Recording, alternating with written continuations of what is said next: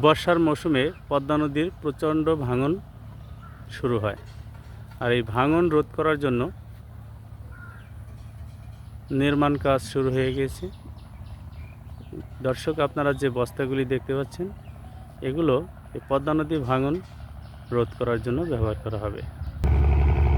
এ হচ্ছে পদ্মা নদী।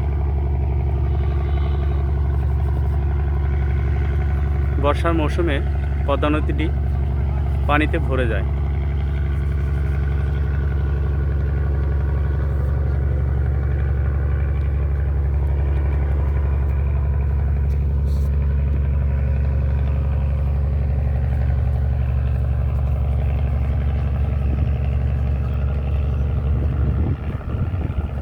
এই বস্তাগুলো বর্ষার মৌসুমে ফেলা হবে পার ভাঙনে রোধ করার জন্য।